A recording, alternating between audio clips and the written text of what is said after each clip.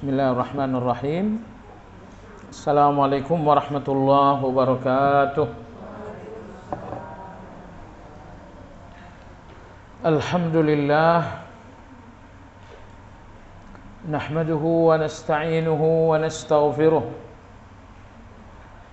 Wa na'udzu billahi min syururi anfusina wa min sayyiati a'malina. Man yahdillahu fala mudilla lahu wa man yudlil fala hadiya lahu. Wa ashhadu an la ilaha illallah wahdahu la syarika lahu. Wa ashhadu anna Muhammadan abduhu wa rasuluhu la nabiyya ba'dah. Allahumma salli wa sallim ala Muhammad wa ala alihi wa ashabihi wa man ihtada bihadihi ila yaumiddin. Ya ayyuhalladzina amanu taqullaha haqqa tuqatih wa la tamutunna illa wa antum muslimun.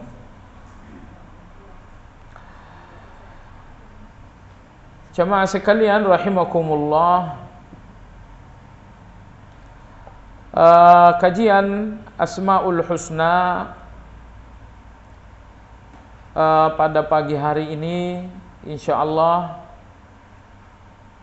pada nama Allah yang ke-18, yaitu Al-A'la. Halaman 69.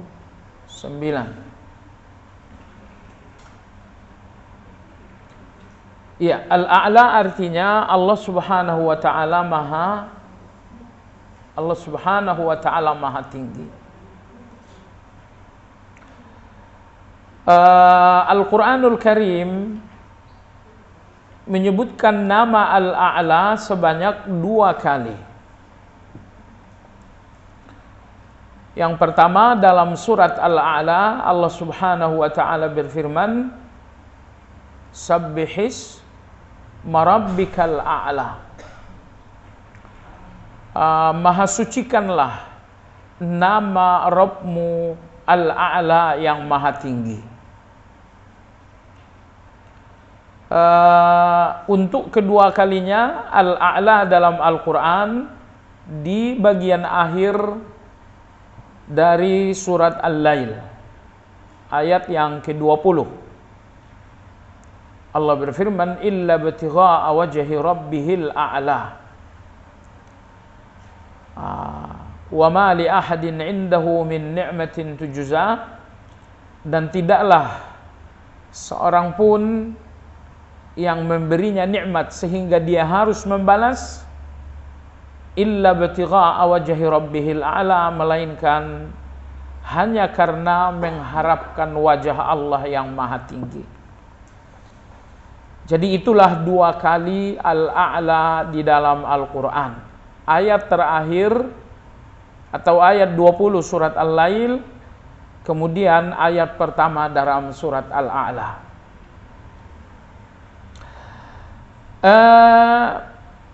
Mudah-mudahan ibu-ibu tidak lupa, maha tingginya Allah itu memiliki 3 pengertian. Maha tingginya Allah memiliki 3 pengertian. Pertama, maha tinggi segala sifat-sifat Allah. Maha tinggi segala sifat-sifat Allah. Dengan arti bahwa semua sifat Allah di atas segala-galanya. Kasih sayang adalah sifat Allah. Kasih sayang Allah di atas segala kasih sayang. Maha kuat adalah sifat Allah. Kekuatan Allah di atas segala kekuatan. Kemudian maha kaya adalah sifat Allah. Kekayaan Allah di atas segala kekayaan. Ini maha tinggi yang pertama. Maha tinggi Allah dalam segala sifat-sifatnya. Karena semua sifat-sifat Allah di atas segala-galanya. Ilmu Allah di atas segala ilmu. Kasih sayang Allah di atas segala kasih sayang. Kekayaan Allah di atas segala kekayaan. Ini kemahatinggian Allah yang pertama. Kemahatinggian sifat. Kemahatinggian yang kedua adalah kemahatinggian kemampuan. Maha tinggi kemampuan Allah. Apa maksudnya? Maha tinggi kemampuan Allah dalam arti Allah mengalahkan segala-galanya. Maha tinggi kemampuan artinya Allah mengalahkan segala-galanya. Sehingga tidak ada yang sulit bagi Allah. Semuanya mudah bagi Allah. Ini maha tinggi yang kedua. Maha tinggi kemampuan Allah dalam arti Allah mengalahkan segala-galanya. Mudah bagi Allah segala-galanya. Lalu maha tinggi yang ketiga, maha tinggi zat Allah. Maha tinggi zat Allah. Dengan arti bahwa zat Allah bersemayam di atas arasy. Dan ini ditegaskan oleh Allah berkali-kali dalam Al-Quran. Tsumma stawa 'alal 'arsy. Kemudian Allah bersemayam di atas arasy. Bersemayam di atas arasy apa berarti bertempat? Oh tidak. Allah di atas arasy tetapi tidak bertempat di arasy. Karena di atas tidak identik dengan bertempat. Anda lihat langit itu di atas bumi, tapi langit itu tidak bertempat di bumi. Itulah tiga pengertian maha tinggi. Maha tinggi Allah dalam sifatnya, karena semua sifat Allah di atas segala sifat. Nomor dua, maha tinggi kemampuan Allah, karena Allah mengalahkan segala-galanya. Nomor tiga, maha tinggi zat Allah, karena Allah bersemayam di atas arasy. Baiklah, pada halaman 69 penulis berkata, Al-A'la berarti pemilik ketinggian mutlak, tanpa dibandingkan dengan segala yang ada. Artinya kemahatinggian Allah tidak bisa dibandingkan dengan apapun, maka tidak dikatakan Allah lebih tinggi dari titik-titik. Jadi begini, manusia diberikan oleh Allah ketinggian yang bersifat nisbi. Apakah ada manusia yang tinggi? Iya, ada manusia yang tinggi. Tapi ketinggian manusia adalah ketinggian yang nisbi, ketinggian yang relatif. Tetapi ketinggian Allah adalah kemahatinggian yang absolut, kemahatinggian yang mutlak. Maka berbeda antara tingginya makhluk, tingginya manusia dengan tingginya Allah. Tingginya manusia adalah tinggi yang nisbi. Sementara tingginya Allah adalah tinggi yang bersifat mutlak. Sederhananya begini. Camat itu lebih tinggi, tetapi dibandingkan dengan lurah. Nah, kalau camat ini dibandingkan dengan bupati, tentu camat itu tidak lagi tinggi. Nah, bupati itu tinggi dibandingkan camat. Tapi kalau dibandingkan dengan gubernur, tentu bupati itu rendah. Begitulah tingginya manusia. Setinggi-tingginya manusia hanya dibandingkan dengan yang lebih rendah. Adapun dibandingkan yang lebih tinggi, maka tinggi itu menjadi rendah. Nah, Allah Subhanahu wa Ta'ala Maha tinggi tanpa dibandingkan segala yang tinggi. Artinya segala yang tinggi di dalam ketinggian Allah rendah. Sehingga tidak ada tinggi yang membuat tingginya Allah menjadi rendah. Ibu yang saya hormati, ibu punya ketinggian, tapi ketinggian ibu akan hilang dengan ketinggian orang lain. Nah, Allah Maha Tinggi. Apakah ada satu ketinggian yang membuat ketinggian Allah menjadi rendah? Tidak ada. Maka kemahatinggian Allah itu mutlak. Kemahatinggian Allah itu absolut. Allah Maha Tinggi dan tidak ada tinggi yang membuat tingginya Allah menjadi rendah. Tingginya seorang menteri menjadi rendah dengan tingginya seorang presiden. Tingginya seorang anak menjadi hilang dengan tingginya orang tua. Tetapi tingginya Allah tidak hilang dengan segala tinggi. Tingginya Allah tidak hilang dengan segala ketinggian. Karena ketinggian Allah adalah ketinggian yang bersifat mutlak. Segala sesuatu berada di bawah kekuatan, kekuasaan, dan keagungannya. Segala sesuatunya di bawah kekuasaan Allah, di bawah kekuatan Allah, dan di bawah keagungan Allah. Baik, kita mulai yang pertama. Segala sesuatunya di bawah kekuatan Allah. Sesuatunya di bawah kekuatan Allah. Karena sesuatunya di bawah kekuatan Allah, maka sesuatunya lemah dalam kekuatan Allah itu. Segala sesuatunya di bawah kekuatan Allah. Sehingga segala sesuatu lemah di dalam kekuatan Allah. Abraha, pasukan yang pernah berencana menghancurkan Ka'bah, dia datang dengan kekuatan yang dimiliki oleh manusia. Tetapi Allah Subhanahu wa Ta'ala Maha Tinggi. Kekuatan Allah Maha Tinggi. Sehingga di dalam kekuatan Allah itu semuanya akan menjadi lemah. Semuanya menjadi lemah. Fir'aun itu penguasa yang sangat kuat. Tetapi kekuasaan Allah Maha Tinggi. Sehingga kekuatan Fir'aun di dalam kekuatan Allah adalah kelemahan. Baik, maka penulis mengatakan Allah Subhanahu wa Ta'ala segala sesuatu berada di bawah kekuatan Allah. Sehingga segalanya di bawah kekuatan Allah, maka segalanya lemah dalam kekuatan Allah. Nggak ada lagi kekuatan di dalam kekuatan Allah.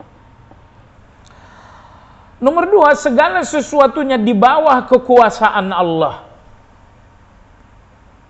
Coba renungkan, segala sesuatunya di bawah kekuasaan Allah. Begitu banyak hal di luar kekuasaan kita. Dan itu karena kelemahan kita. Tetapi Allah yang kekuasaannya Maha Tinggi, maka tidak ada yang tidak terjangkau oleh kekuasaan Allah itu. Anggaplah misalnya satu penyakit. Ini sudah di luar kekuasaan manusia. Tapi apakah ada satu persoalan di luar kekuasaan Allah? Tidak ada. Karena kekuasaan Allah itu kekuasaan yang Maha Tinggi. Sehingga kekuasaan Allah itu menjangkau dan menundukkan segala-galanya. Oleh sebab itu, ibu-ibu sekalian, kalau Anda merasa telah kalah dengan satu hal, ini sudah di luar kekuasaan saya. Anda sudah kalah dengan satu hal, ingatlah bahwa ada yang kekuasaannya Maha Tinggi, yaitu Allah Azza wa Jalla. Karena kekuasaan Allah Maha Tinggi, maka kekuasaan Allah menjangkau segala-galanya. Sehingga tidak ada yang di luar kekuasaan Allah. Nah, jamaah sekalian yang saya hormati, masalahnya, coba dengar, tidak semua orang mampu memanfaatkan kekuasaan Allah. Karena untuk memanfaatkan kekuasaan Allah, Anda membutuhkan keimanan yang bisa mengalahkan logika Anda. Contoh, seorang dokter telah memberikan vonis bahwa si fulan penyakitnya A. Anggaplah kanker stadium akhir. Dan kesempatan hidupnya secara medis sekitar 3 bulan. Baik, ini keterangan dari seorang dokter, dan dokter memberikan fakta-fakta logisnya. Oke. Jamaah sekalian, dan dokter mengatakan ini udah nggak bisa diatasi. Penyakit ini sudah di luar kekuasaan semua dokter.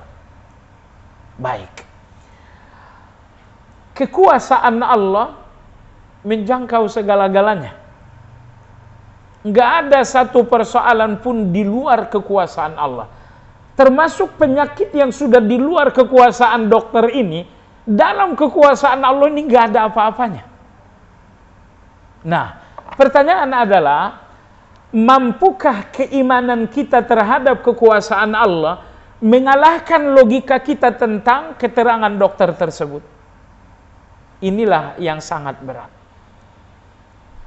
1 dokter, 2 dokter, 10 dokter memberikan keterangan yang sama, bahwa penyakit ini sudah di luar kekuasaan manusia. 10 dokter. Namun keimanan Anda tentang kekuasaan Allah, bisakah mengalahkan semua keterangan-keterangan dokter itu? Jamaah sekalian yang saya hormati, percayalah, kalau keimanan Anda tentang kekuasaan Allah mengalahkan semua keterangan-keterangan dokter, niscaya penyakit yang divonis dokter A, B, dan C semuanya akan kalah. Semuanya akan hilang. Dan ini persoalan yang sangat berat. Saya berikan Anda contoh konkret. Nabi Ibrahim alaihissalam, ketika ia dibuang ke dalam kobaran api, tidak ada dalam pikiran Nabi Ibrahim dia akan mati dengan api. Tapi dia akan mati dengan Allah Azza wa Jalla. Kalau Allah belum catat kematian saya, maka api ini nggak akan bisa membuat saya mati. Walaupun saya dibuang ke dalam kobaran api.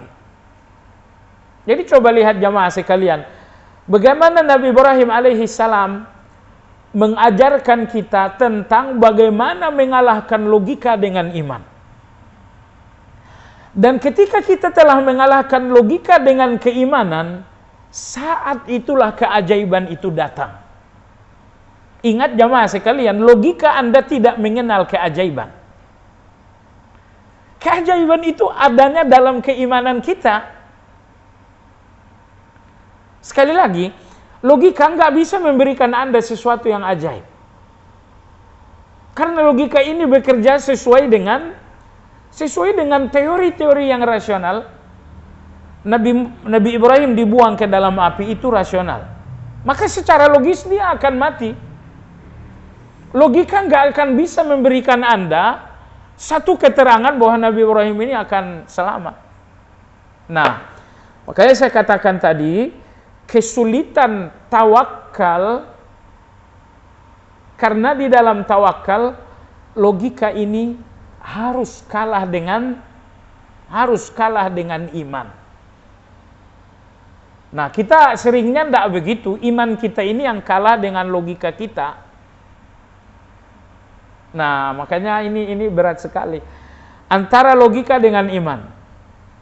Harusnya logika ini kalah dengan iman. Tapi kenyataan sehari-hari, iman kita ini yang sering kalah dengan logika. Saya kasih contoh lain, ibu-ibu sekalian. Allah Subhanahu wa ta'ala menyatakan bahwa dengan banyak beristighfar akan terbukalah pintu rezeki. Ini keterangan datang dari keimanan. Logika Anda menemukan teorinya enggak? Orang kalau istighfar dapat uang. Ini logis atau tidak? Teori logikanya ada enggak? Anda istighfar astagfirullah, astagfirullah, lalu kemudian pintu rezeki Anda terbuka. Jawabannya enggak. Logika tidak bisa memberikan kita satu teori bahwa dengan istighfar rezeki akan terbuka.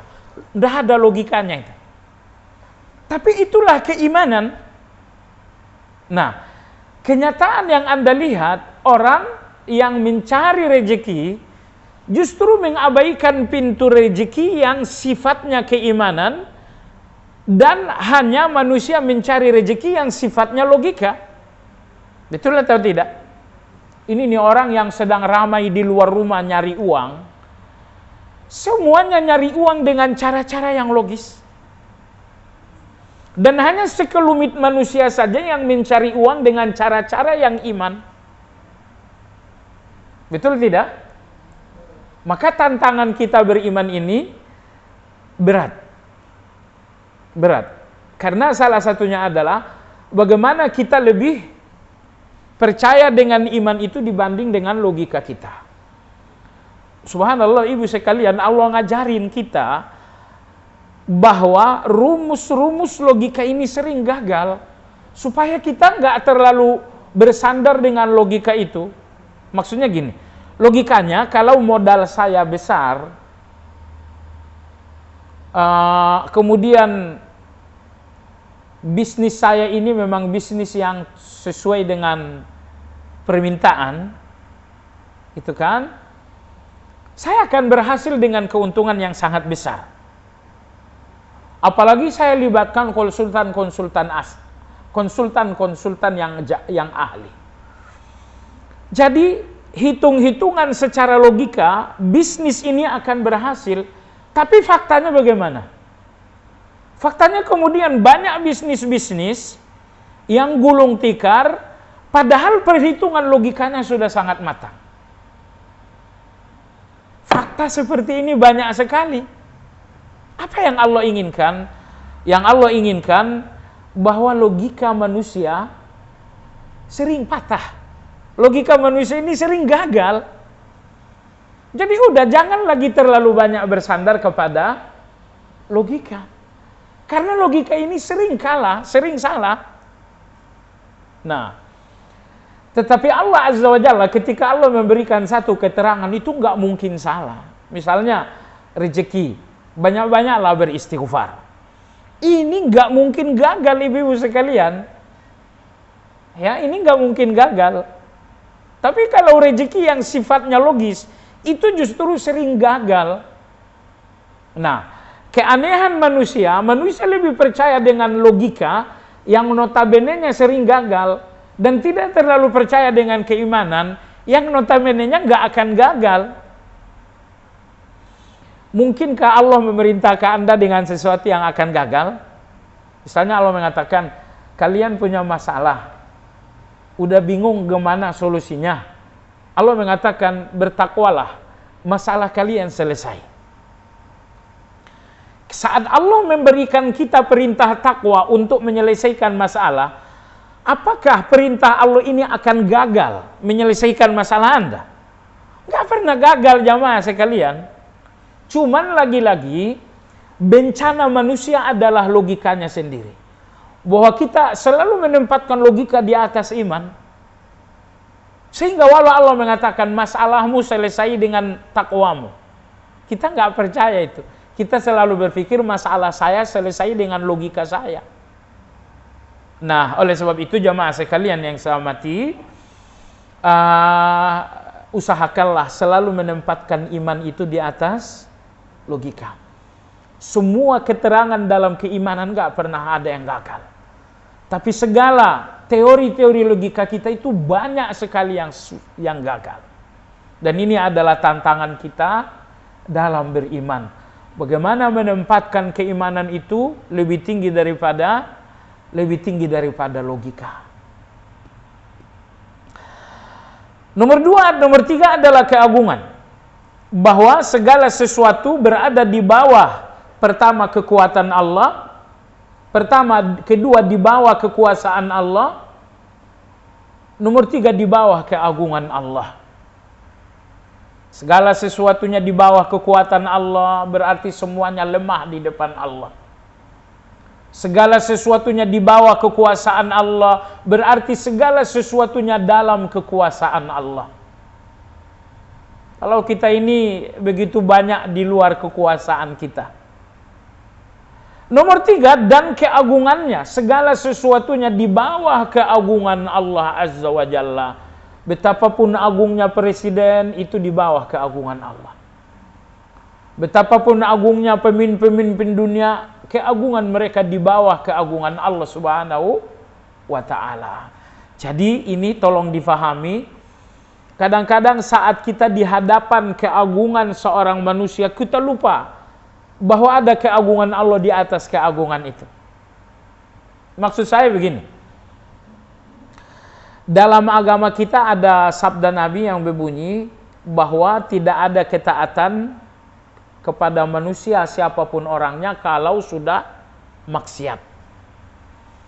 Kalau perintah ini datang dari manusia setinggi apapun jabatannya, tapi perintah ini mengandung maksiat, ini harus dibuang jauh-jauh. Apakah ini perintah dari presiden, perintah dari menteri, siapapun yang punya perintah, kalau mengandung maksiat, jangan ditaati. Kenapa?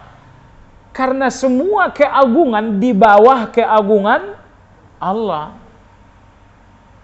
Nah, sekarang kalau larangan Allah ini kita terobos karena diperintahkan oleh manusia, kita telah menempatkan keagungan manusia di atas keagungan Allah. Adapun kita menempatkan keagungan Allah di atas keagungan manusia, konsekuensinya kalau perintah dari manusia yang agung ini berlawanan dengan perintah Allah, itu harus dibuang. Enggak boleh dijalankan. Maka Nabi bersabda, la ta'ata li makhluqin fi ma'siyatil khaliq. Tidak ada ketaatan kepada manusia di dalam maksiat. Betapapun manusia agung, tapi keagungan manusia di bawah keagungan Allah Azza wa Jalla. Nah, dulu seorang sahabat, Sa'ad bin Abu Waqqas, ketika dia masuk Islam, ibunya wanti-wanti, kamu kalau nggak meninggalkan agamamu, ibu akan bunuh diri. Ibu akan bunuh diri dengan cara mogok makan sampai ibu mati perlahan-lahan. Nah, bagi seorang anak tidak ada lagi yang lebih agung melebihi ibunya. Tapi seorang ibu hari itu menuntut anaknya untuk meninggalkan keimanan. Artinya di depan anak ini sekarang ada dua keagungan. Keagungan seorang ibu dan nomor 2 adalah keagungan Allah Azza wa Jalla. Nah, hari ini kita belajar nama Allah Al-A'la, Maha Tinggi. Nama Al-A'la ini mengharuskan tempatkan keagungan Allah di atas segala keagungan. Maka ibu yang agung meminta anaknya kafir, tapi keagungan Allah mengatakan tidak, lawan ibumu. Maksudnya lawan keinginan ibumu. Hari pertama ibunya nggak mau makan, hari kedua ibunya nggak mau makan, hari ketiga ibunya nggak mau makan, sehingga keadaan ibunya sudah mulai sangat lemah. Sa'ad bin Abi Waqqas menjumpai Rasulullah SAW. Ya Rasulullah, bagaimana dengan ibuku? Kata Nabi SAW, tidak. Ibumu akan makan. Jangan korbankan Allah Azza wa Jalla. Jangan korbankan keagungan Allah dengan keagungan ibumu. Karena keagungan Allah di atas keagungan ibu. Dan qadarullah pada hari yang keempat ibunya ternyata kemudian makan. Ibunya gagal bunuh diri dengan mogok makan. Intinya pelajaran bagi kita jamaah sekalian, bagaimana menempatkan keagungan Allah di atas segala keagungan. Karena kadang-kadang manusia ini akan larut di depan keagungan seseorang. Lihatlah prajurit, bagaimana ia melarutkan dirinya dalam keagungan jenderalnya. Prajurit ini ingin A, tapi kalau jenderal mengatakan A, prajurit ini akan melarutkan, mengorbankan diri dan keinginannya untuk jenderalnya. Ya, dia mengagungkan atasannya, nggak jadi soal tentunya. Tetapi kalau keagungan atasan ini berlawanan dengan keagungan Allah, jangan lupa keagungan Allah itu a'la. Keagungan Allah itu keagungan yang maha tinggi. Sehingga segala keagungan harus ditempatkan di bawah keagungan Allah Subhanahu wa taala. Baik jamaah sekalian yang saya hormati, penulis berkata dia bersemayam di atas aras. Iya, Allah Subhanahu wa taala bersemayam di atas aras. Allah sendiri yang menyatakan itu, tsummastawa 'alal arsy. Kemudian Allah bersemayam di atas aras. Lalu ada yang mengatakan berarti Allah itu bertempat dong. Kata siapa Allah bertempat? Allah hanya mengatakan dirinya bersemayam di atas aras. Dan Allah nggak mengatakan dirinya bertempat. Jadi kata tempat ini tidak boleh disebut-sebut. Allah bertempat nggak boleh disebut. Allah tidak bertempat nggak boleh juga disebut. Ibu-ibu, karena gini, untuk menetapkan atau untuk menegasikan sesuatu tentang Allah, kita butuh dalil. Saya ingin mengakui Allah punya tempat. Kamu butuh dalil. Saya mengingkari Allah tidak ada tempat. Anda butuh dalil juga. Jadi mengingkari Allah punya tempat butuh dalil. Mengakui Allah punya tempat butuh dalil. Kalau tidak ada dalil yang berbicara tentang tempatnya Allah, kalau begitu kita tidak perlu bicara tempat. Allah mengatakan dirinya bersemayam di atas aras. Allah mengatakan di atas aras. Dan Allah tidak mengatakan bertempat di atas aras. Jadi saya lihat di masyarakat ini ramai sekali. Ketika misalnya disampaikan tsummastawa 'alal arsy, Allah bersemayam di atas aras, muncullah keramaian. Berarti Tuhan kalian itu bertempat. Enggak, kita enggak mengatakan Allah itu bertempat. Sekarang kita nanya Anda, menurut Anda Allah bertempat? Tidak bertempat. Oke. Bahwa Allah tidak bertempat, mana dalilnya Allah tidak bertempat? Kan enggak ada dalilnya. Dan tidak ada pula dalil yang mengatakan Allah bertempat. Dua-duanya tidak ada dalil. Yang ada dalil bahwa Allah bersemayam di atas aras.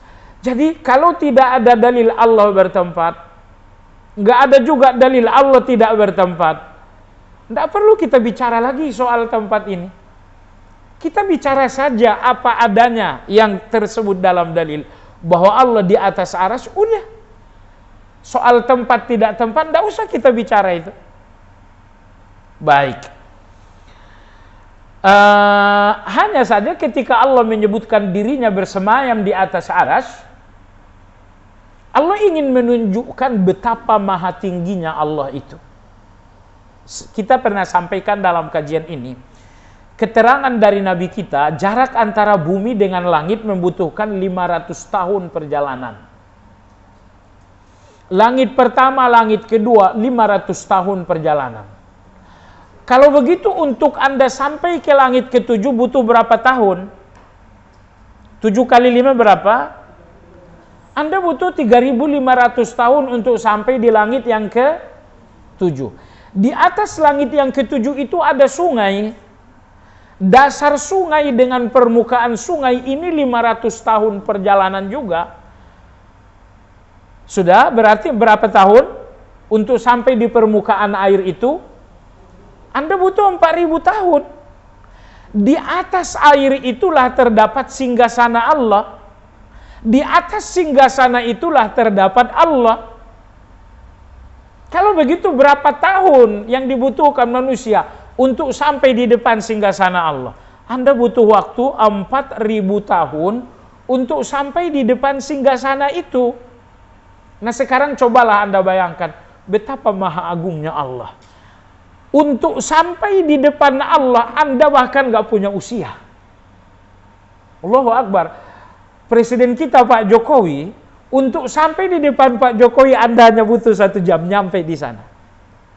Iya kan? Untuk sampai di depan Raja Salman misalnya, Anda hanya perlu 9 jam terbang ke Riyadh, proses anggaplah 10 jam, Anda sampai di depan Presiden atau Raja Salman. Tetapi untuk sampai di depan singgasana Allah, Anda butuh waktu 4.000 tahun.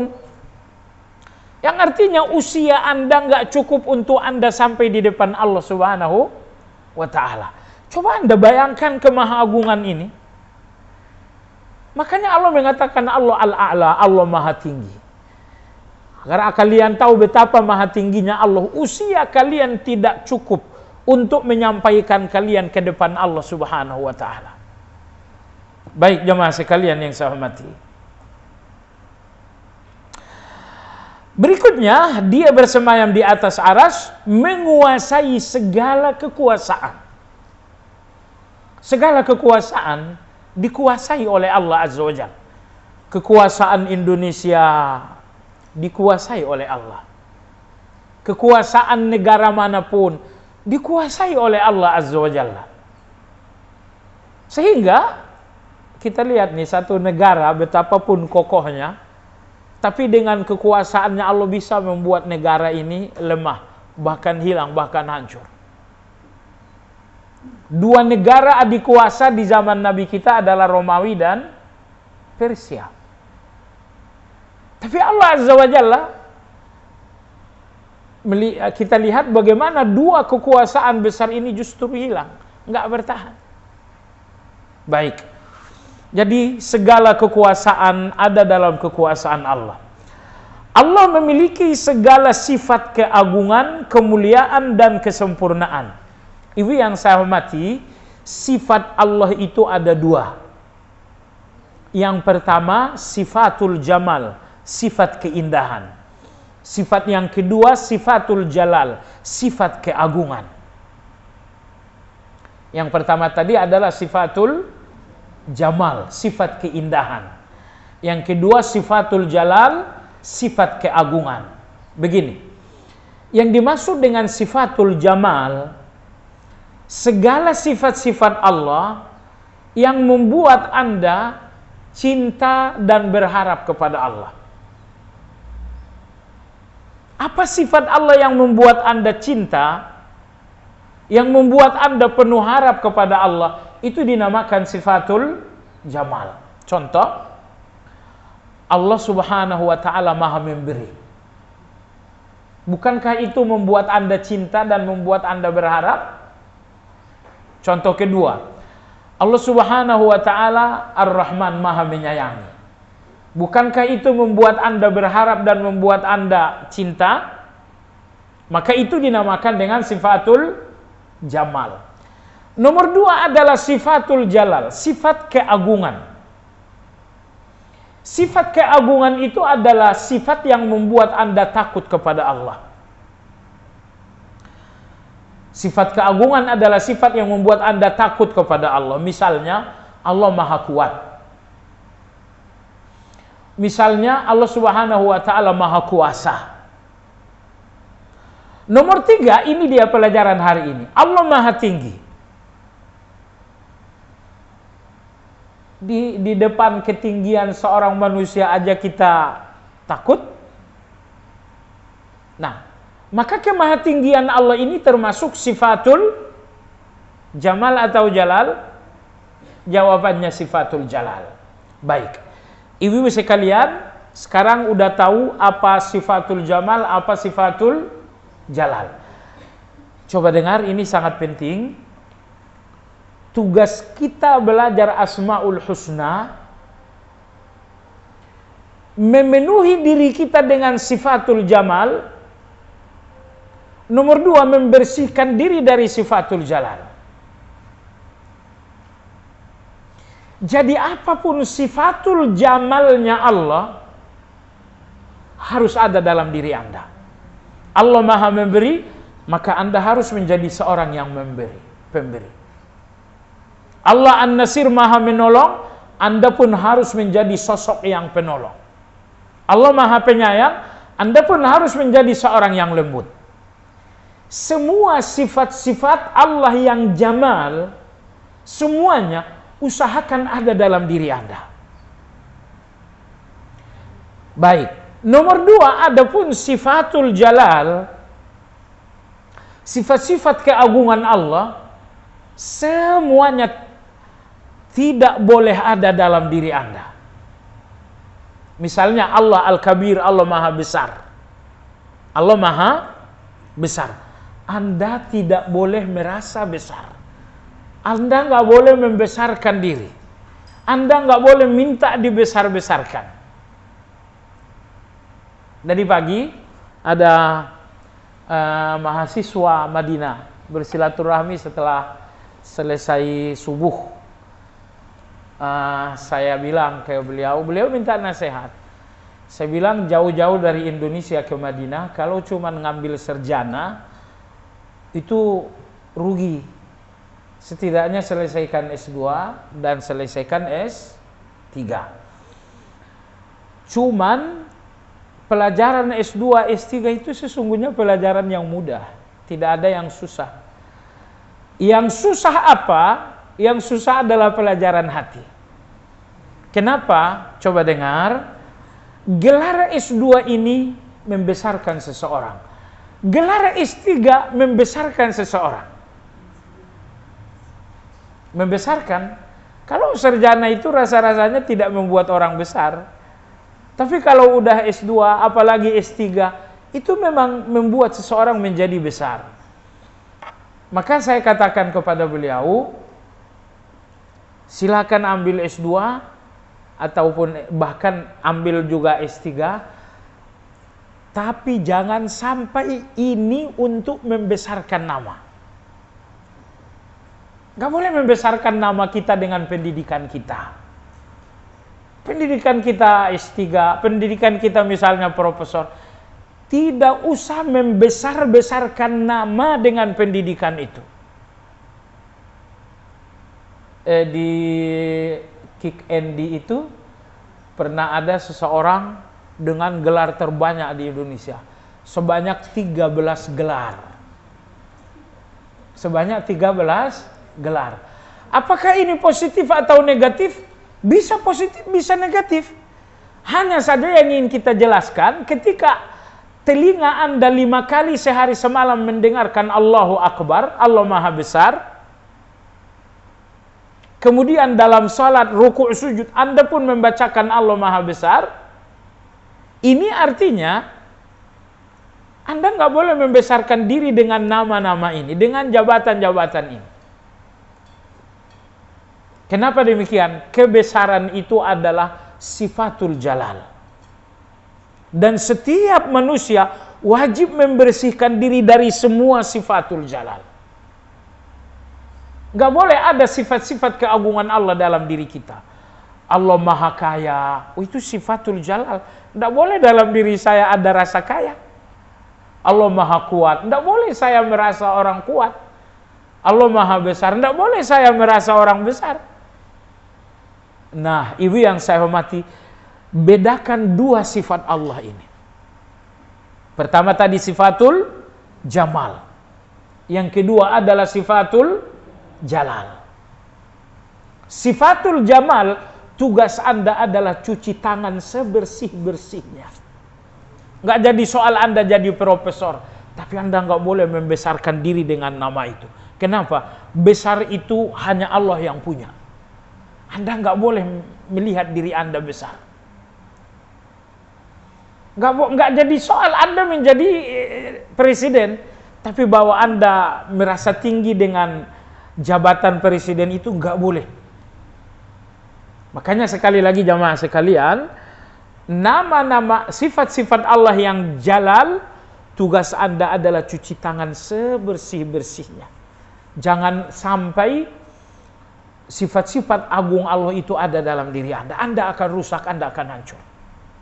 Tetapi sifatul jamalnya Allah, sifatul jamalnya Allah itu memang harus kita pelajari. Oleh sebab itu, ibu yang saya hormati, kata Imam Izz bin Abdul Salam, akhlak itu ada dua tingkatan. Akhlak ada dua tingkatan. Akhlak yang paling tinggi adalah akhlak yang berhubungan dengan sifatul jamal. Ya. Akhlak yang paling tinggi adalah akhlak yang berhubungan dengan sifatul jamal.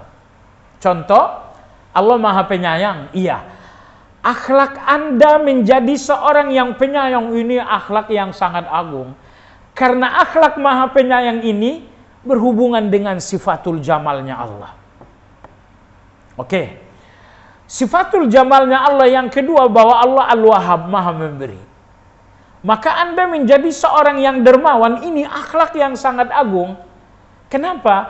Karena kedermawanan ini satu akhlak yang langsung berhubungan dengan sifatul jamalnya Allah. Baik ibu sekalian, jadi akhlak tertinggi adalah akhlak yang berhubungan dengan sifatul jamal. Nomor dua, akhlak nomor dua jamaah sekalian adalah akhlak kebalikan dari sifatul jalal. Akhlak kebalikan dari sifatul jalal. Misal, Allah itu maha besar.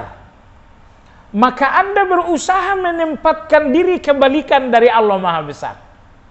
Maka Anda selalu melihat, saya ini kecil. Allah maha kuat. Lalu Anda berusaha memposisikan diri, saya ini lemah. Allah maha kaya, saya ini miskin. Ini akhlak yang kedua, yaitu akhlak yang sifatnya berlawanan dengan sifatul jamal. Maka jemaah sekalian yang saya hormati, insya Allah akhlak itu cuma dua level ini. Di level yang pertama adalah akhlak Anda yang berhubungan dengan sifatul jamal. Nomor dua adalah akhlak Anda yang berlawanan dengan sifatul jalal. Allah maha tinggi, iya Allah maha tinggi, dan saya ini rendah. Maka Anda merasa rendah, ini namanya tawaduk. Ini adalah akhlak kebalikan dari sifatul jalal. Bisa difahami ibu-ibu sekalian? Jadi inilah dua akhlak itu. Kadang-kadang akhlak kita hubungannya dengan sifatul jamal, kadang-kadang akhlak kita kebalikan dari sifatul jalal. Nah, saya lihat ini salah satu ketergelinciran sebagian kaum tasawuf. Karena kaum tasawuf itu mengeneralisir satu pernyataan, takhallaqu bi akhlaqillah. Berakhlaklah dengan akhlak Allah. Pertama, ini bukan hadis. Yang kedua, mengeneralisir ini adalah ketergelinciran. Karena kita tidak boleh berakhlak dengan akhlak Allah secara general. Terus bagaimana? Terus harus dibagi dua. Berakhlaklah dengan akhlak Allah yang sifatul jamal, tetapi berakhlaklah dengan kebalikan sifatul jalal. Itu baru benar. Tapi bahwa kita berakhlak dengan akhlaknya Allah salah. Nah, ibu yang saya hormati, dari sini Allahu Akbar, dengar, dari generalisir yang keliru inilah maka perlahan-lahan tasawuf ini menggiring manusia kepada manunggaling kaula Gusti. Anda tahu manunggaling kaula Gusti? Manunggaling kaula Gusti artinya manusia bersatu dengan Allah, menyatu dengan Allah, manunggal dengan Allah. Anda pernah dengar? Nah, Nabi Isa bisa menghidupkan orang mati. Dia meniup patung burung dan akhirnya terbang menjadi burung benaran. Jadi segala keluarbiasaan dan mukjizat Nabi Isa karena beliau disebut manunggaling dengan Allah. Oke. Ini tentu ideologi yang sesat banget. Nah, maka saya katakan tadi, di antara gerbang kesesatan manunggaling tadi adalah ketika terlalu generalisir, berakhlaklah dengan akhlak Allah. Ini kalau digeneralisir, bisa mengantarkan manusia kepada ideologi manunggaling tadi. Makanya ketika tadi kita mengatakan berakhlak dengan akhlak Allah, tetapi di dalam sifatul jamal. Tetapi usahakanlah berbeda atau berkebalikan dari sifatul jalal. Kalau sifatul jalal kita ambil juga, oh itu syirik itu, nggak boleh. Nah baik, di Indonesia saya lihat belakangan ini mulai ada satu tarekat baru, ya namanya tarekat Karkariyah. Pernah dengar? Pernah dengar tarekat Karkariyah? Tarekat Karkariyah ini didirikan oleh orang Aljazair, namanya Muhammad Fauzi. Muhammad Fauzi. Tapi entah apa gitu ya, kenapa ada orang Indonesia yang ke sana berbaiat dengan imamnya Karkari ini lalu pulang ke Indonesia menyebarkan tarekat ini. Jadi ciri khas mereka itu baju-baju mereka tidak boleh baju normal begini. Baju mereka harus ditambal-tambal. Misalnya di sini warna merah, di sini warna kuning, tapi itu pun ditambal, nggak boleh dijahit dengan rapi, ditambal-tambal. Nah, kalau untuk jilbab bolehlah, jilbab normal saja, tapi kalau untuk baju harus ditambal-tambal. Kemudian cara mereka berzikir harus dengan cara berjoget. Harus dengan cara menari. Tidak ada zikir duduk, nggak ada. Zikirnya harus berdiri dan itu harus berjoget. Mohon maaf kalau Anda lihat Yahudi di tembok ratapan. Nah, seperti itulah kurang lebihnya aliran ini melakukan zikir. Semua zikir serba dinyanyikan dan dilakukan, bahkan disertai dengan tarian-tarian dan joget-joget. Baik jamaah sekalian, di Indonesia ini sudah mulai muncul saya lihat. Nah, hati-hati saja, tidak perlu diikuti. Rasulullah SAW udah cukup untuk kita. Baik, kembali kepada kajian kita tadi. Kita tadi bicara soal akhlak, bahwa akhlak itu pada prinsipnya ada dua. Pertama, akhlak kita sehubungan dengan sifatul jamal. Nomor dua, akhlak kita kebalikan sifatul jalal. Hanya inilah totalitas dari akhlak itu. Sudah, insya Allah sudah bisa ya. Nah, jadi ketika misalnya kita berakhlak yang kedua, akhlak kebalikan sifatul jalal, akhlak ini justru mengokohkan kita sebagai hamba. Karena kalau kita hanya berakhlak dengan akhlak yang pertama, sifatul jamal, ini tidak membuat kita semakin kokoh menjadi hamba. Tapi dengan akhlak yang kedua ini, akhlak kebalikan sifatul jalal, di sini kita akan semakin kokoh menjadi hamba. Misalnya Allah Maha Tinggi, saya ini berarti rendah. Ini mengokohkan kehambaan. Allah Maha Besar, kalau begitu saya ini kecil. Ini mengokohkan diri kita sebagai hamba. Allah Maha Kaya, saya ini miskin. Allah Maha Kuat, saya ini lemah. Allah mampu segala-galanya, kemampuan saya ini hanya terbatas. Jadi akhlak yang kedua, yaitu kebalikan dari sifatul jalal, tentunya ini tidak kalah mulianya dengan akhlak yang pertama. Cuman akhlak yang kedua ini kebalikan sifatul jalal, ini benar-benar semakin menguatkan dan mengokohkan kehambaan kita. Mengokohkan dan menguatkan kehambaan kita. Dan ibu yang saya hormati, lapisan-lapisan kepribadian kita paling mahal adalah lapisan kehambaan itu. Lapisan kepribadian kita kan, saya ini misalnya seorang dokter, saya ini misalnya seorang gubernur, saya ini misalnya seorang, itu semuanya lapisan kepribadian. Tapi semua lapisan kepribadian itu yang paling mahal adalah kepribadian Anda sebagai hamba. Kenapa?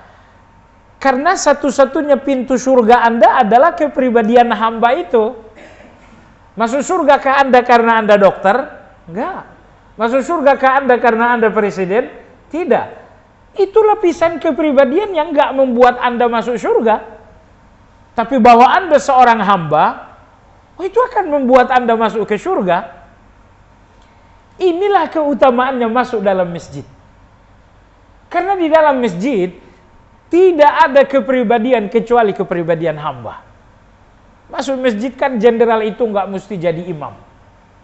Anda jenderal tapi datang belakangannya sudah di paling belakang saja. Anda presiden, iya. Tapi kalau Anda memang datangnya terlambat, udah Anda masbuknya saf kedua aja. Kenapa? Di dalam masjid ini hanya ada satu kepribadian manusia, yaitu hamba. Hanya itu kepribadian manusia di masjid. Baik. Maka subhanallahil azim, orang yang sesering mungkin masuk ke masjid, perlahan-lahan hatinya akan bersih. Bersih dari takabur. Semakin rendah dengan tawaduk. Itu sebabnya ada satu hadis. Hadis ini memang hadis dhaif, tapi maknanya sahih. Kalau kalian, kata Nabi, idza ra'aitumur rajula ya'tadul masjid fashhadu lahul iman. Kalau kalian melihat seseorang yang sering ke masjid, saksikanlah bahwa dia orang beriman. Anda tahu kenapa? Karena di dalam masjid ini hanya ada status Anda di sini satu. Di dalam masjid status Anda cuma satu. Anda seorang hamba, sudah itu saja. Tapi di luar sana status Anda udah macam-macam. Di kantor status Anda adalah direktur. Begitu datang ke organisasi, ya, status Anda ternyata adalah ketua umum. Dan ingat, status-status ini yang membuat hati kita ini sering sekali rusak. Tapi kalau Anda udah sampai di masjid, Masya Allah, satu-satunya status Anda bahwa Anda adalah seorang hamba. Baik jamaah sekalian, jadi cintai status hamba Anda, karena ini satu-satunya status yang bisa Anda gunakan masuk surga. Saya masuk surga karena saya presiden. Oh, enggak ada cerita. Saya pengen masuk surga karena saya orang kaya, nggak ada cerita. Tapi kalau Anda masuk surga dengan status Anda hamba, Allah berfirman, fadkhulu fi ibadi wadkhuli jannati. Kata Allah, masuklah kalian menjadi hambaku, niscaya kalian masuk dalam surgaku. Kehambaan itulah surga kita. Seberapa maksimalnya Anda menjadi hamba, itu menentukan surga besok untuk Anda, jamaah sekalian yang saya hormati. Baik, kita lanjutkan. Berikutnya adalah berdoa dengan nama Al-A'la. Pertama adalah doa ibadah. Apa ibadah kita sehubungan dengan nama Allah Al-A'la? Oke, Ibu, Al-A'la artinya Allah Maha Tinggi. Saya berikan Anda ibadah yang pertama. Ibadah yang pertama di dalam nama Al-A'la Maha Tinggi, apa itu? Anda harus melihat Allah di atas segala-galanya. Itu nomor satu. Anda harus melihat dengan apa nih? Dengan hati atau dengan mata? Jemaah sekalian, pandangan mata ini lemah. Kadang-kadang yang besar oleh mata nampak kecil. Matahari itu besar sekali, tapi mata kita melihatnya kecil. Kadang-kadang warna abu-abu itu nampaknya putih. Jadi mata ini memberikan pandangan yang sering salah. Pandangan hati maksudnya.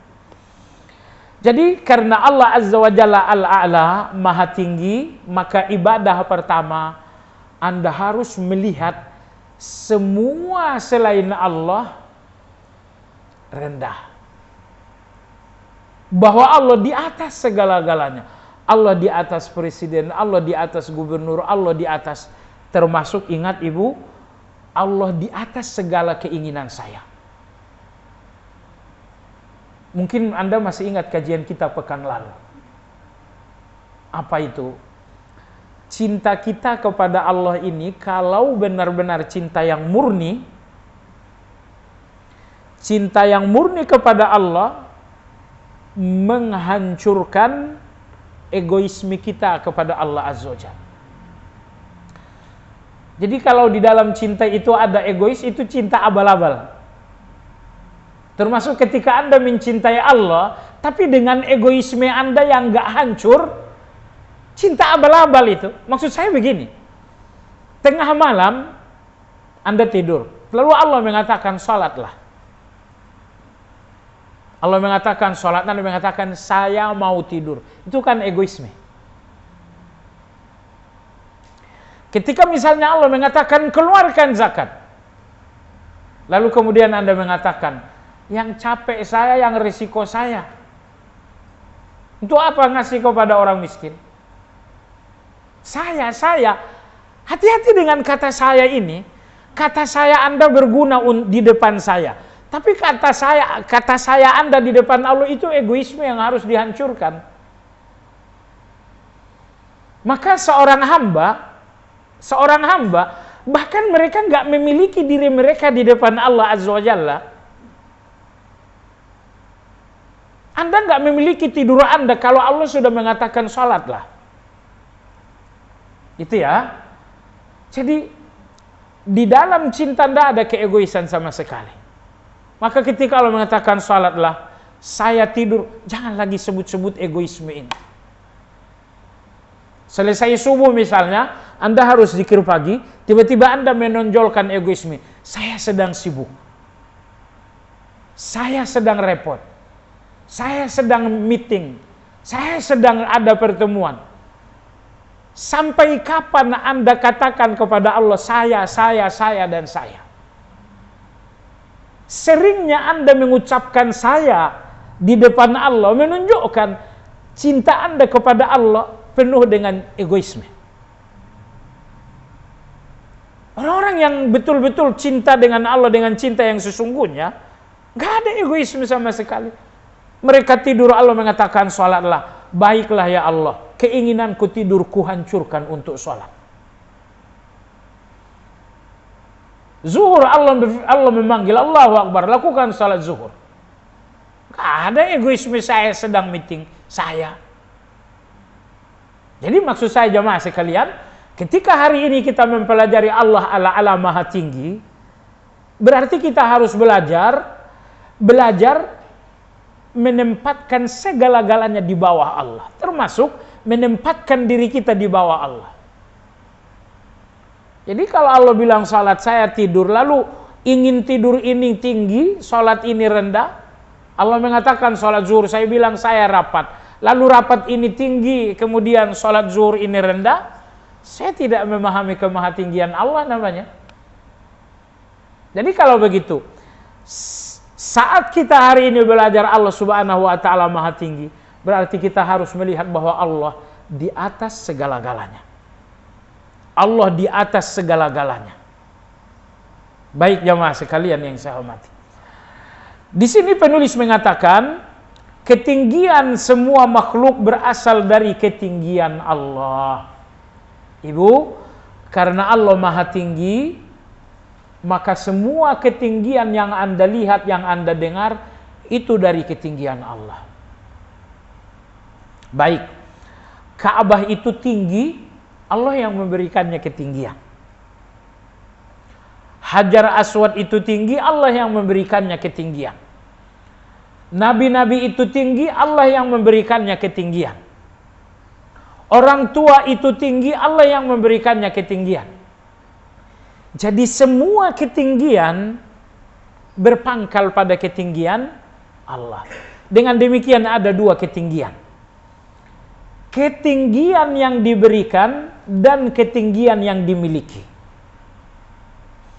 Ketinggian yang dimiliki hanya dimiliki oleh Allah. Adapun ketinggian yang ada pada selain Allah, itu semuanya ketinggian yang diberikan.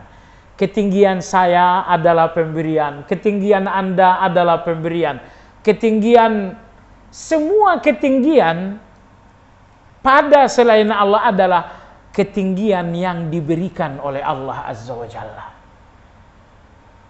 Ketinggian yang diberikan oleh Allah Azza wa Jalla. Anda yang tinggi karena jabatan, oh itu pemberian.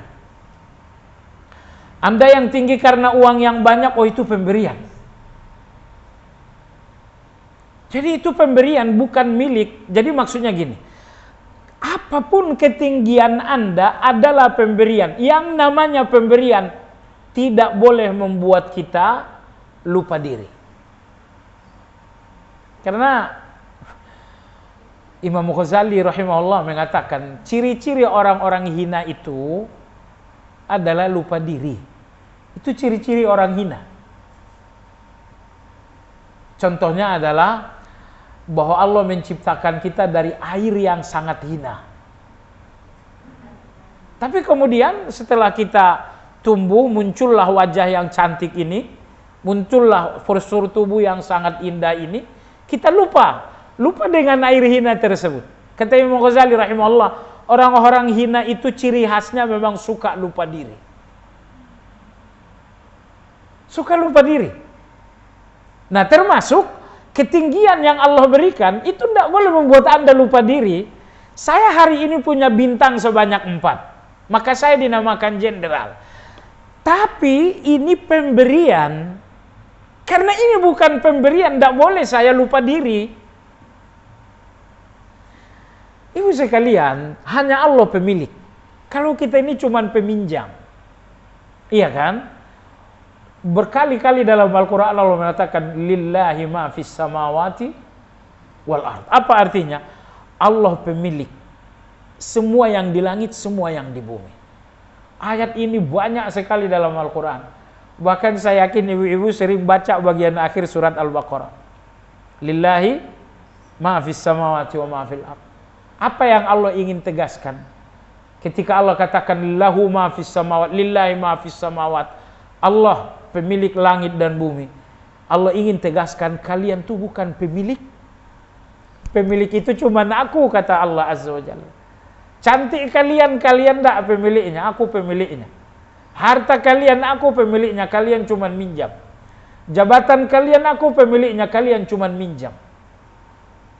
Namun sekali lagi, orang-orang hina adalah orang-orang yang selalu lupa diri. Lupa kalau diri ini cuma minjam. Bayangkan, kalau minjam tapi merasa memiliki, ini kan misalnya saya pinjam baju seseorang atau saya pinjam kendaraan seseorang. Apalah kendaraan, mau ini kendaraan harganya misalnya 30 miliar. Saya bawa, saya bangga-bangga diri. Semua orang juga bilang tuh orang bodoh. Kenapa? Ini orang berbangga diri dengan pinjaman. Bodoh kan namanya? Kalau kita cuma minjam, tidak usah bangga. Oke. Lalu kalau kita minjam tidak boleh bangga, pertanyaan saya, apa yang Anda miliki? Kan ternyata nggak ada. Semuanya pinjaman. Orang tua kita minjam, buktinya diambil oleh Allah, Anda nggak bisa berbuat apa-apa. Kesehatan kita itu juga minjam. Makanya ketika Allah ambil, kita nggak bisa berbuat apa-apa. Kalau semuanya pinjaman, maka nggak usah berbangga diri. Semalam saya sedih juga habis kajian. Saya bilang kawan saya, sholat di atas kursi. Kenapa sholat di atas kursi? Emangnya asam urat masih kambuh? Ternyata kaki bengkak saya selama ini bukan karena asam urat, tapi karena kondisi jantung saya udah bengkak, udah parah, sehingga jantung ini nggak bisa lagi berfungsi. Itu yang mengakibatkan kaki saya bengkak. Tiba-tiba kawan saya ini mulailah wajahnya berkaca-kaca. Kata dia, ternyata menurut dokter fungsi jantung saya ini cuma 30%. Jadi 70% ini jantung sudah tidak normal. Dia mulai berkaca-kaca. Saya bilang usia udah berapa? Oh, sudah kepala 5. Saya bilang kalau udah bisa kepala 5, memang udah saatnya kita siap-siap. Udah saatnya siap-siap, nggak usah terlalu sedih. Nggak usah terlalu sedih juga. Baik. Saya bilang ke dia gini deh, Nabi Muhammad di mana sih? Kan dia meninggal juga. Ibrahim kan meninggal juga. Umar kan meninggal juga. Abu Bakar kan meninggal juga. Lantas kamu mau hidup, mau abadi? Enggak. Jadi ada saatnya memang kita siap-siap. Ya sekarang ini. Dulu di usia 20 tahun pembicaraan kita soal cita-cita. Tapi di usia sekarang pembicaraan kita adalah pembicaraan tentang obat. Betul nggak? Ibu kalau ketemu satu usia masih bicara cita-cita nggak? Masih bicara cita-cita nggak sih? Saya kira udah enggak. Kita udah nggak ikut bicara cita-cita itu. Kecuali cita-cita anak kita masih ikut nimbrung lah. Tapi kalau untuk cita-cita kita udah, ya Allah, ini alami saja gitu ya. Secara alami di usia seperti kita udah nggak banyak bicara cita-cita. Artinya kita sadar nggak sadar, kita udah tahu bahwa nggak ada cita-cita lagi udah. Betul, kita hanya punya cita-cita untuk anak. Coba kalau kamu besok begini, coba kalau cucuku besok begini. Tapi kalau untuk diri Anda sendiri, saya kira Anda nggak ada cita-cita. Kenapa? Iya, di usia kita memang usia siap-siap. Bukan usia cita-cita lagi sudah. Nah, baik jemaah sekalian yang saya hormati. Baik, kita kembali. Semua ketinggian, semua makhluk berasal dari ketinggian Allah. Maksud beliau apa? Ketinggian-ketinggian yang Anda lihat ini pinjaman. Karena pemilik sesungguhnya adalah Allah. Jabatan itu pemiliknya Allah. Kemudian kekayaan itu pemiliknya adalah Allah. Kemudian kecerdasan itu pemiliknya adalah Allah. Kekuatan itu pemiliknya adalah Allah. Jadi manusia menggenggam semuanya sekedar minjam. Kalau Anda presiden, Anda berarti minjam 5 tahun. Paling lama 10 tahun. Lebih dari itu Indonesia akan berkobar, Anda nggak boleh lagi lebih dari itu. Jadi ya Allah, betapa sebentarnya kita meminta. Ibu yang saya hormati, Nabi Adam itu usianya berapa lama? Anggaplah 1000 tahun ya. Nabi Adam usia 1000 tahun dipotong karena beliau kasih berapa tahun kepada Nabi Daud. Baik. Nabi Adam usianya 1000 tahun. Anggap saja segitu. Kalau usia ibu misalnya 70 tahun, 70 tahun dibanding 1000, itu hanya secuil kan? Itu hanya secuil. Nah, usia Nabi Adam 1000 itu panjang, ya kalau dibandingkan dengan Allah yang maha abadi, ternyata hanya debu 1000 tahun itu. Nah, kalau 1000 tahunnya Nabi Adam hanya debu di dalam keabadian Allah, lalu usia Anda yang 70 tahun dalam keabadian Allah berapa ya? Gak ada arti. Gak ada arti sama sekali. Makanya ibu-ibu, kita nggak akan faham hakikat kalau kita nggak mengenal Allah. Kita selalu melihat 70 tahun ini panjang. Hakikatnya bukan. Usia 70 tahun Anda sebesar debu pun tidak ada kalau dibandingkan dengan abadinya Allah Azza wa Jalla. Iya kan? Anak kecil lahir hanya 2 jam kemudian meninggal dunia. Kita melihat singkat sekali. Karena usia kita udah 50 tahun, udah 60 tahun. Tapi percayalah usia Anda 70 tahun, kalau ditanyakan kepada Nabi Adam, usia kamu pendek sekali. Tapi 1000-nya Nabi Adam dibandingkan dengan kemahabadian Allah. Makanya sekali lagi, tidak ada yang memahami hakikat kecuali orang yang mengenal Allah. Saya kaya, kamu belum tahu bahwa Allah itulah pemilik kekayaan. Kalau Anda tahu bahwa Allah pemilik kekayaan, Anda akan tahu hakikat bahwa kekayaan Anda cuma pinjaman. Baik. Kemudian penulis berkata, ketinggian dunia dan akhirat sesuai dengan kadar iman dan amal. Ada orang yang tinggi di dunia aja. Di akhirat dia nggak punya tinggi lagi. Contohnya Fir'aun, contohnya Namrud, Abu Jahal. Tinggi mereka cuma sampai di dunia doang, sebatas usia. Lebih usia ketinggian mereka selesai. Nah, tetapi ada orang-orang yang justru di dunia tinggi dan di akhirat pun akan tinggi. Siapa mereka? Ibu yang saya hormati, coba dengar. orang-orang yang memberikan hidup lebih banyak dengan yang maha tinggi, maka mereka akan mendapatkan tinggi di dunia dan tinggi pula di akhirat. Orang-orang yang memiliki kehidupan lebih banyak dengan yang maha tinggi,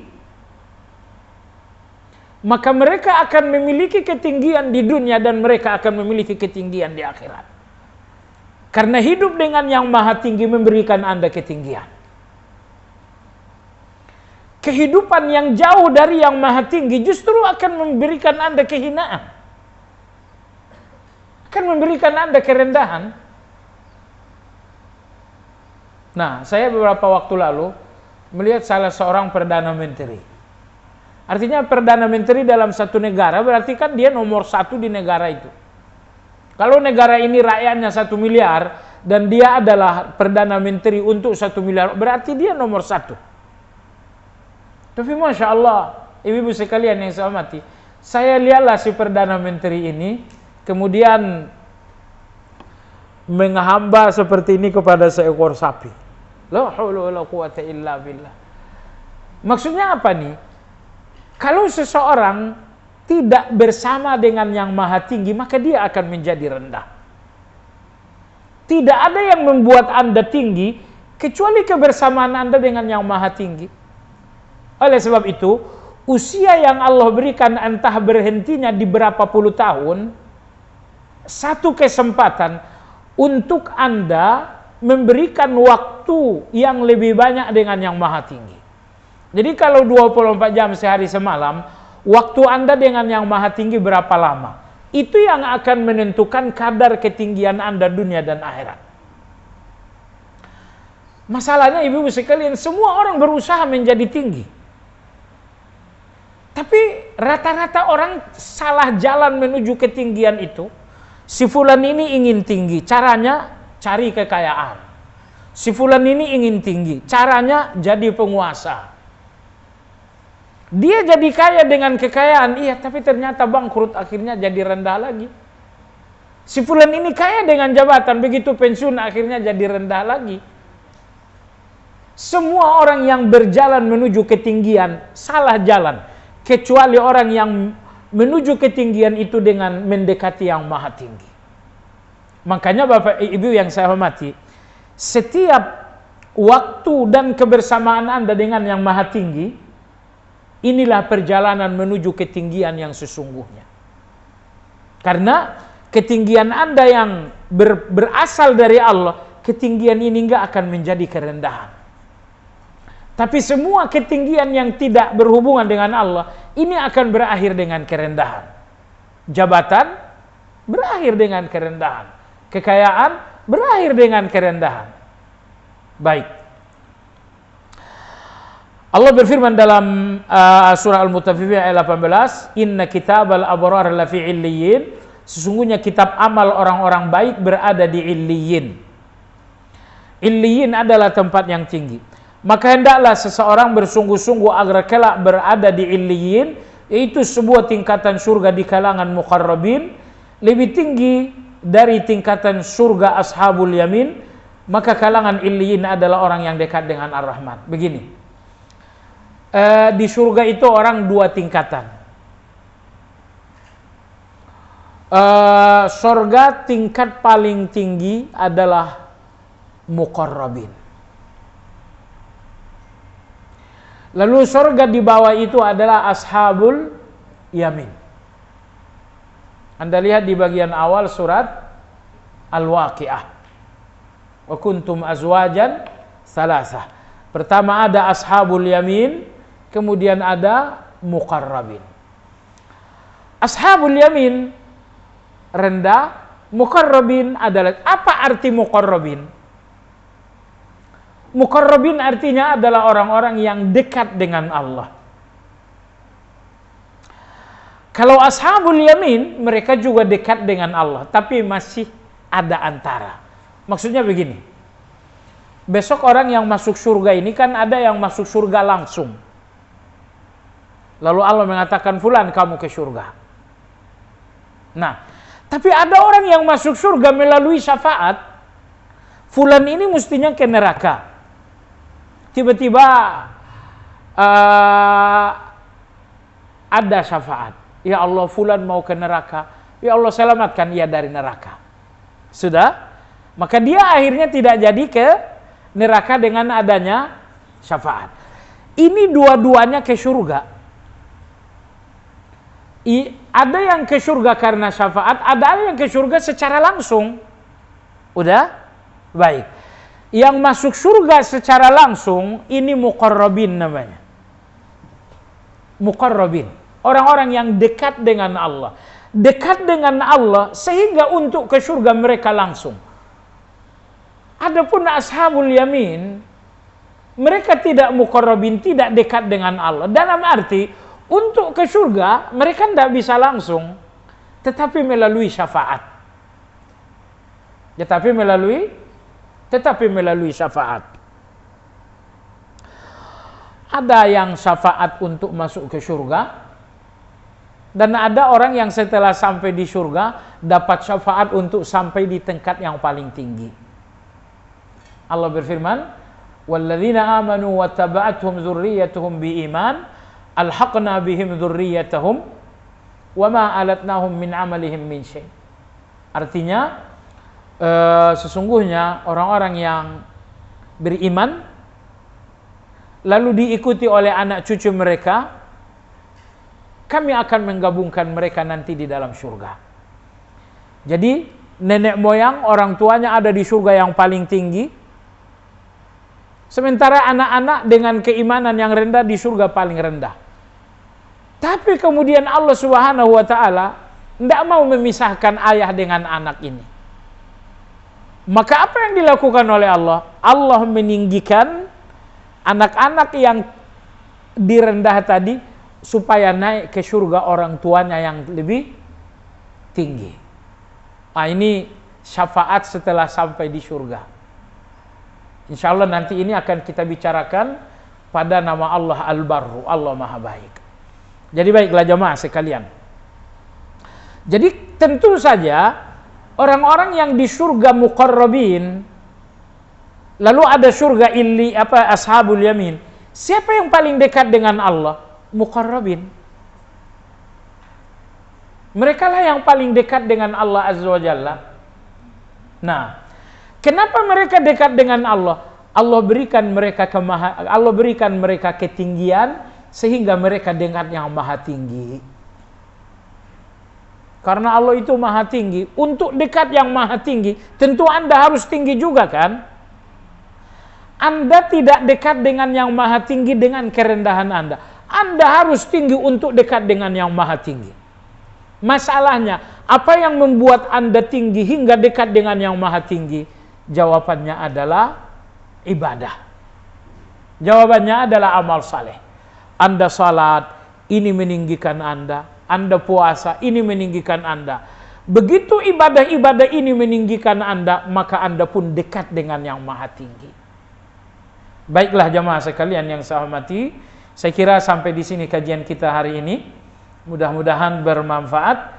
Bagi jemaah yang ingin bertanya, dipersilakan.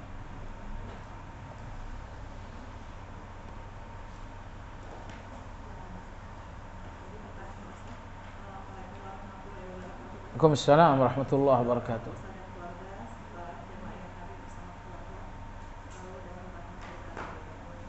Amin ya rabbal alamin.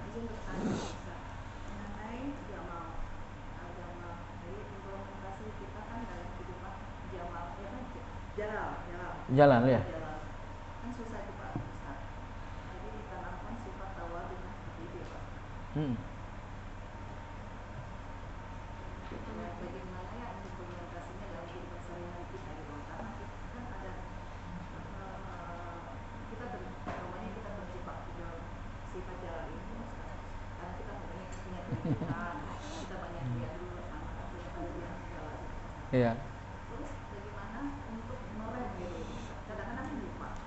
Itu pertama Ustaz. Kedua mengenai memberi waktu untuk Allah. Kan kita dengar bahwa ulama itu sedikit hidupnya, sedangkan di dalam dunia kesehatan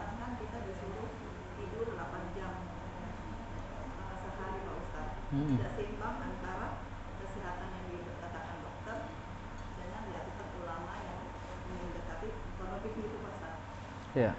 Apa yang kita selalu suatukan untuk membagi wajib kita gitu. Iya. Lama kalau saya itu. Baik. Pertanyaan saya gitu. Baik. Ibu, pertanyaan pertama ini mengenai rem tadi. Kadang-kadang sifatul jalalnya Allah itu tiba-tiba muncul dalam diri kita. Jalalnya Allah, maha agungnya Allah itu bahwa Allah maha besar, Allah maha tinggi, Allah maha kaya, Allah maha kuat, Allah maha di atas segalanya. Tapi kadang-kadang saya pun merasa saya besar, saya ini kaya, saya ini kuat, saya ini hebat. Ini cara ngeremnya bagaimana? Cara ngeremnya adalah dengan sifat lawannya. Kalau saya merasa besar, merasa tinggi, merasa kaya, merasa pintar, lawannya adalah saya harus merendah. Yaitu dengan akhlak yang bernama tawadu. Nah, ibu yang saya hormati, dalam agama kita ada satu konsep yang bernama Hanif, yang dinamakan dengan Al-Hanif Al-Ma'il, Al-Ma'in alil batil ilal haq. Yang dimaksud dengan Hanif sederhananya begini: bagaimana Anda meninggalkan yang buruk karena telah kokoh kebaikan di dalam diri. Ini dinamakan dengan Hanif. Baik. Sehingga manusia ada beberapa macam. Pertama, ada orang yang baik tetapi tidak meninggalkan yang buruk. Ini tidak dinamakan Hanif. Ya, ada orang yang memang baik tapi dengan tidak meninggalkan keburukannya jalan, memang dia punya kebaikan juga. Kebaikan tapi masih tetap menjalankan keburukan, ini tidak dinamakan seorang yang Hanif. Jadi seseorang dinamakan Hanif ketika Anda baik, saat yang sama Anda meninggalkan keburukan. Udah? Nah, hubungannya dengan kajian kita adalah takabur itu keburukan. Lawannya adalah saya tawadu. Ketika saya tinggalkan keburukan dan saya kokoh di dalam satu kebaikan, ini yang dinamakan dengan Hanif itu. Syirik itu keburukan, lawannya adalah tauhid. Saya tinggalkan syirik karena saya telah kokoh dalam tauhid, ini dinamakan Hanif. Sombong itu keburukan. Saya tinggalkan keburukan sombong karena kokohnya tawadu dan rendah hati. Nah, jadi jamaah sekalian, meninggalkan keburukan tidak dinamakan Hanif. Sekedar menjadi baik pun tidak dinamakan Hanif. Hanif itu adalah ketika Anda meninggalkan keburukan dengan kebaikan. Anda tinggalkan syirik dengan tauhid, Anda tinggalkan takabur dengan tawadu, Anda tinggalkan merasa pintar dengan rendah hati, Anda tinggalkan bid'ah dengan sunnah. Itu baru dinamakan dengan Hanif. Preman itu berhenti jadi preman. Tapi kalau dia nggak lantas menjadi orang baik, dia bukan orang yang Hanif. Hanif itu adalah bagaimana Anda meninggalkan keburukan karena Anda sepenuhnya telah kokoh dalam kebaikan. Nah, maka ibu penanya, yang dapat ibu lakukan di sini adalah mempelajari lawan-lawan keburukan itu dan mengokohkan diri di dalam. Ini yang dinamakan dengan Hanif. Contoh, saya ini orang yang pemarah. Iya. Kalau itu belajarlah kelembutan. Begitu Anda kokoh dalam kelembutan dan Anda pun lepas dari kebiasaan marah, di titik ini Anda dinamakan Hanif. Ini seorang yang Hanif. Baik, saya ini orang yang kikir. Untuk supaya saya jadi baik, saya harus tinggalkan kikir. Caranya, pelajarilah kedermawanan. Setelah Anda belajar kebenaran, kedermawanan, Anda pun akhirnya berjuang menjadi seorang yang dermawan. Begitu Anda kokoh dalam kedermawanan sehingga kikir ini lepas, ini dinamakan dengan hanif. Karena hanif itu satu proses Anda berhasil meninggalkan keburukan karena Anda telah kokoh dalam satu kebaikan. Ini dinamakan dengan hanif. Maka ibu yang saya hormati, perjalanan hijrah kita ini nggak pernah kelar, percaya. Perjalanan hijrah itu nggak pernah selesai. Kemarin saya hijrah dari buka aurat kepada jilbab. Ternyata saya hijrah lagi dari syirik menuju tauhid. Ternyata saya harus hijrahlah dari bidah menuju sunnah. Ternyata saya harus hijrahlah dari kikir menjadi dermawan. Saya harus hijrah lagi dari pemarah menjadi lembut.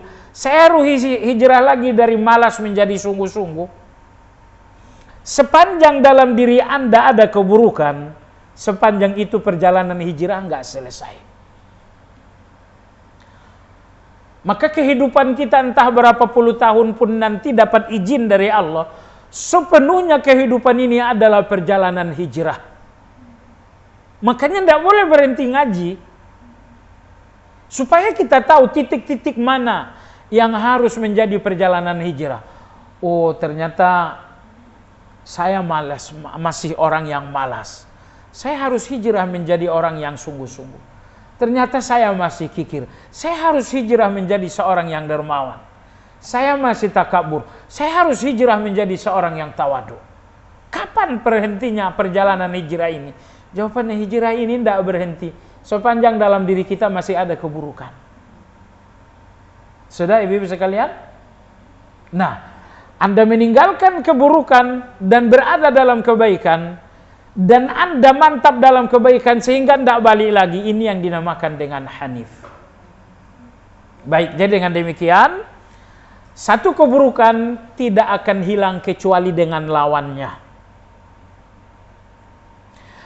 Kuatkan lawan keburukan supaya keburukan ini lemah. Kalau kebaikan Anda lemah, keburukan ini akan menang. Makanya kita perlu belajar agar kebaikan ini mengalahkan keburukan. Allahu Akbar. Dalam diri kita dua-duanya ada. Dalam diri kita ada keburukan, dalam diri kita ada kebaikan. Makanya kita ini pejuang. Tugas Anda apa? Tugas Anda adalah menguatkan kebaikan dengan dua kekuatan. Menguatkan kebaikan dengan dua kekuatan. Kalau kebaikan ini telah dikuatkan dengan dua kekuatan, keburukan ini akan menjadi lemah. Allahu Akbar. Apa Anda berpikir dalam diri orang-orang yang saleh tidak ada keinginan berzina? Ada dalam diri orang-orang yang saleh keinginan selingkuh, zina, ada. Tapi keburukan ini gak ada kekuatannya sama sekali. Keinginan itu ada tapi tidak ada kekuatannya. Kenapa demikian? Karena iffah mereka lebih kuat. Kehormatan maksud saya.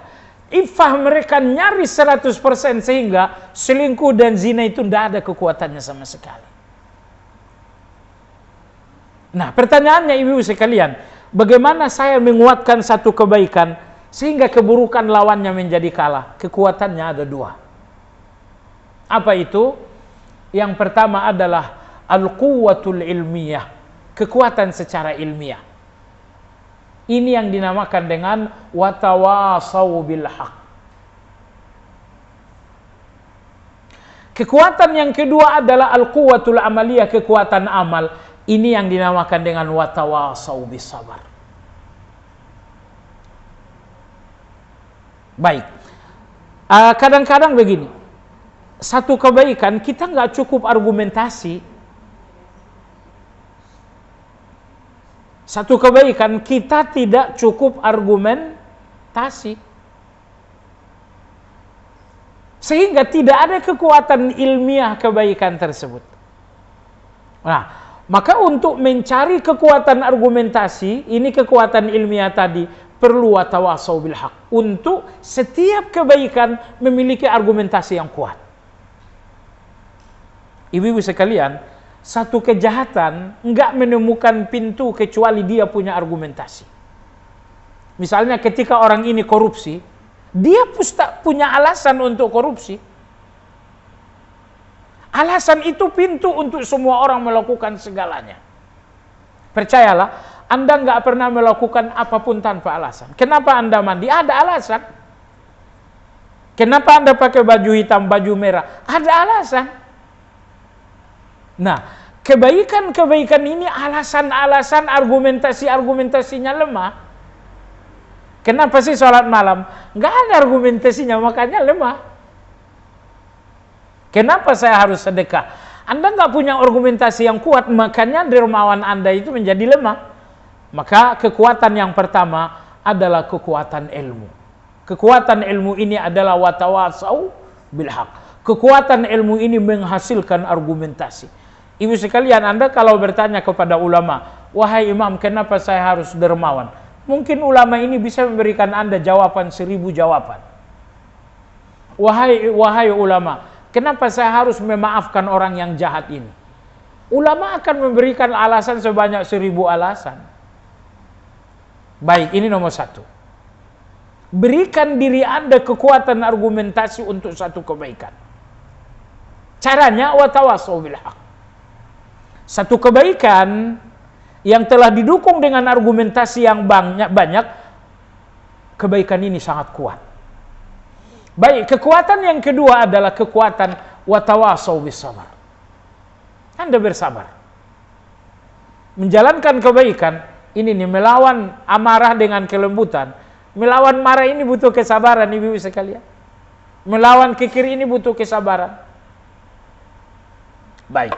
Jadi watawasau bil haq ini kekuatan pertama, watawasau bis sabar ini kekuatan yang kedua.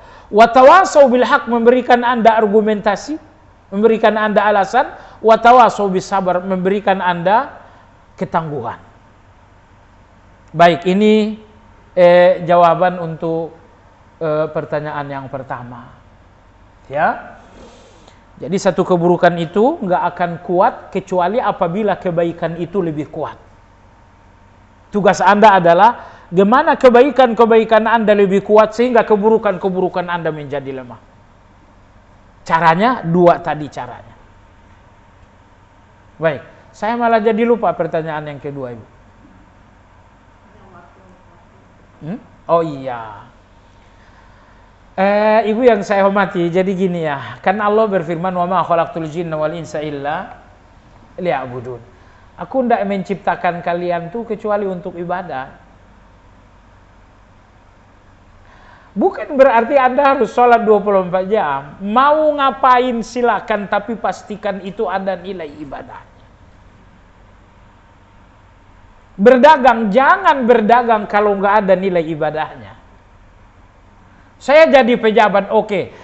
Apa nilai ibadahnya kamu jadi pejabat? Oh, saya nilai pertama, kedua, saya ada 10 alasan ibadah, makanya saya jadi pejabat. Ya silakan jadi pejabat. Intinya, saya bergaul dengan fulan. Ini orangnya nih, saya mau bergaul. Oke. Alasan kamu yang nilainya ibadah berkawan dengan dia apa? Kalau memang ada alasan yang bernilai ibadah, pergaulan dengan dia ini ibadah. Kalau ada alasan yang bernilai ibadah jadi pejabat, jabatan Anda adalah ibadah. Kalau ada alasan yang bernilai ibadah jadi orang kaya, kekayaan Anda ini ibadah. Allah tidak mau apapun aktivitas hidup yang tidak ada nilai ibadahnya. Saya mau jogging dulu, oke. Apa nilai ibadahnya? Kalau ada nilai ibadahnya, jogging Anda itu adalah ibadah. Jogging saya jogging ibadah. Oke, kalau joggingnya jogging ibadah, berarti pakaiannya tidak boleh buka aurat. Berarti yang kedua, jogging ibadah ini harus jauh dari situasi fitnah. Nomor 3, berarti tujuan saya supaya lebih mantap sholat malam. Berarti supaya saya lebih banyak puasa Senin Kamis. Jadi tidak mesti 24 jam kita itu ibadah, enggak. Semua aktivitas berkawan, berdagang, berjabatan, berolahraga, lakukan semuanya, cuman Allah menuntut, pastikan Anda punya alasan yang bernilai ibadah. Baik, ibu sekalian yang saya hormati, qadarullah, waktu zuhur sudah masuk 5 menit lagi. Demikian kajian kita, semoga bermanfaat. Kita sudahi dengan zikir kafaratul majlis. Subhanakallahumma wa bihamdika asyhadu an la ilaha illa anta astaghfiruka wa atubu ilaik. Alhamdulillahi rabbil alamin. Assalamualaikum warahmatullahi wabarakatuh.